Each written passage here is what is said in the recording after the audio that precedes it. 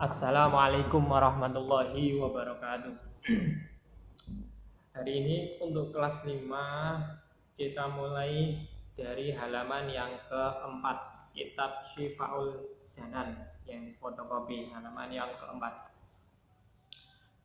Jangan lupa kalau memulai pelajaran berdoa terlebih dahulu. Dan juga ini Pak Kiro minta maaf karena bajunya menggunakan kaos karena pas rekamnya ini jadwalnya pakai olahraga.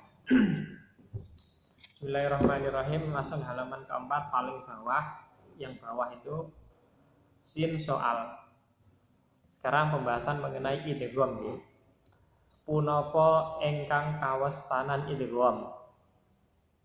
Berarti bahasa Indonesianya adalah apa yang disebut dengan idgham, atau idgham itu apa?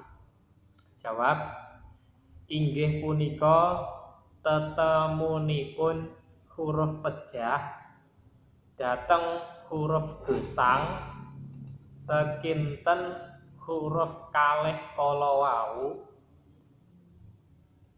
dados setunggal huruf ingkang dipun tasdidi. Jadi terjemahannya seperti ini. Nanti kalau nggak bisa diharokati nggak apa-apa di kitabnya, tapi pakai pensil saja. Yang disebut dengan idgham adalah bertemunya huruf yang mati dengan huruf yang masih hidup. Sekiranya dua huruf tadi, huruf yang mati bertemu dengan huruf yang hidup, sekiranya huruf dua tadi ketika dibaca itu seperti halnya huruf yang ditasdid.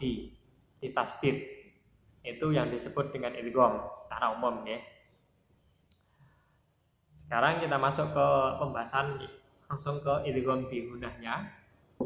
Soal itu di paling bawah pol itu tanwin saha nun mati dipun waos idgham bihunah nalika ngajengaken huruf pinten. Saya ulangi sekali lagi. Tanwin saha nun mati dipun waos idgham bihunah nalika ngajengaken huruf pinten. Jadi bahasa Indonesianya, tanwin serta nun mati dibaca idgham bihunah itu ketika berhadapan atau bertemu dengan berapa huruf. Terus jawab di halaman yang kelima ya. Inggih punika nalika ngajengaken salah setunggalipun huruf sekawan. Saya ulangi lagi.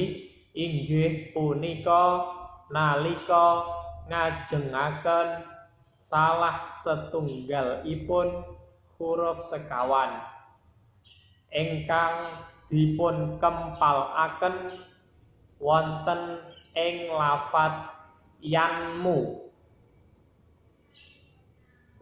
Ya, oke, terus saya kira terjemah ke bahasa Indonesia biar lebih mudah. Yaitu, tadi kan pertanyaannya ketika bertemu dengan huruf berapa atau berhadapan dengan huruf berapa, yaitu ketika berhadapan atau bertemu, maksudnya non mati dan tanwin, ketika bertemu atau berhadapan dengan salah satu huruf 4 yang terkumpul dalam lafadz yanmu. Berarti yanmu itu yang pertama adalah ya, yang kedua non, yang ketiga mem, yang terakhir adalah wawu. Yanmu bisa dilihat di bukunya ya. Gak usah ditulis ke papan tulis, cukup dilihat di bukunya saja nanti. Nah, terus untuk contoh-contohnya itu bisa dilihat di tabelnya itu. 6 roh itu maksudnya terjemahnya atau artinya adalah nomor 1, 2, 3, 4. Di situ ada hurufnya, dijelaskan ada ya, non, mem, wawu. Itu adalah idgham bihunah. Terus untuk contohnya sebelahnya itu surah nun mati, tabel yang paling atas dulu, sama surah tanwin. Berarti untuk tabel yang pertama itu adalah contoh dari nun yang mati, nun sukun maksudnya. Terus yang sebelahnya adalah contoh yang tanwin. Pak Kira membacakan untuk yang ya. Itu contohnya yang non mati adalah mayyaqulu. Nah, di situ ada non mati, man itu. Huruf setelahnya adalah huruf hidup, ya. Kita praktekkan ke definisinya yang tadi tadi ya, yaitu ketika huruf pertama mati, huruf yang kedua hidup, tapi ketika dibaca seperti halnya huruf yang ditasdid. Berarti seolah-olah nonnya ini enggak ada, cukup iya-nya yang ditasdidi. Jadi mayyaqulu, bukan man yaqulu tapi mayyaqulu. Itu yang contoh non. Sebelahnya adalah contoh yang tanwin. Qaumun yu'minuna. Di situ ada qaumun. Itu munnya adalah tanwin dhammah. Huruf setelahnya berupa ya. Nanti dibaca idgham bi gunnah. Cara membacanya adalah qaumun yu'minuna. Itu contoh yang ya. Terus tabel yang kedua adalah nun. Contohnya yang non mati, min ni'matin. Di situ ada min itu non mati ketemu dengan non. Itu yang contoh non mati. Selanjutnya adalah hittatun naghfir lakum.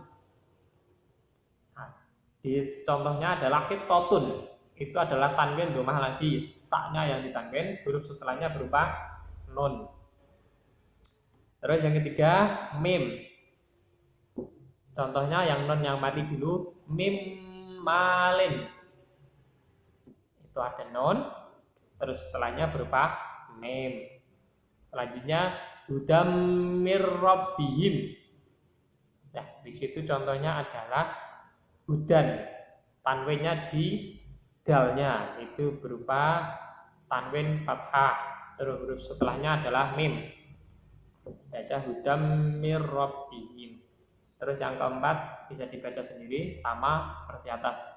Terus lanjut saja ya di bawahnya. Dene non mati utawi tanwin nalika pinanggih salah setunggal ipun huruf yanmu dipun waos idgham bi gunnah. Punika syaratipun kedah boten kempal setunggal kalimat. Dene menawi kempal setunggal kalimat punika kedah dipun waos idhar kados lafat dunia, bunya, inwanun, sinwanun. Ini non mati atau non yang sukun atau tanwin ketika bertemu atau berhadapan dengan salah satu dari huruf yanmu, berarti yang ya, non, mim, waw tadi, dibaca idgham bi gunnah itu dengan syarat hurufnya itu bacaannya tadi non mati sama huruf yanmu tadi, salah satu dari huruf yanmu tidak berkumpul dalam satu kalimat. Saya ulangi lagi, tidak berkumpul dalam satu kalimat. Terus ketika andaikan kok berkumpul dalam satu kalimat, maka harus dibaca idhar, tidak dibaca idgham bi gunnah. Seperti contoh dunya, bunya, pinwanun dan sinwanun. Sama perhatikan, dunia itu ada non mati, setelah itu bertemu atau berhadapan dengan huruf ya.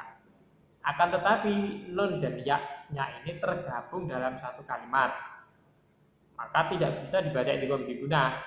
Karena syaratnya dibaca idgham bi gunnah harus beda kalimat. Kalau untuk dunia, bunya ini tergabung dalam satu kalimat, sehingga kalau tergabung dalam satu kalimat harus dibaca idhar. Sampean bisa lihat di contohnya yang di atas itu semuanya beda kalimat. Contoh yang saya kutip lagi ya. May yakulu. Man terus yakulu. Jadi man itu kalimat sendiri, yakulu kalimat sendiri. Maka itu dibaca idgham di gunnah. Oke. Sekarang lanjut lagi di bawahnya tak baca nazamnya. Bismillahirrahmanirrahim. Wa adghim bi ghunnatin biyan mula idza kana bi kilmatin kadunya fangada. Saya ulangi lagi. Wa adghim bi ghunnatin biyan mula idza kana bi kilmatin kadunya fangada. Agar maknai perlafat perkatanya. Wa adghim lan maca idgham sapa sira. Bi ghunnatin kelawan berengengeng atau berdengung. Biyanmu kelawan huruf lafat yanmu. La idza kana ora ing dalem nalikane ana apa salah sijine huruf yanmu lan nun mati iku bikil matin tunggal sak kalimat.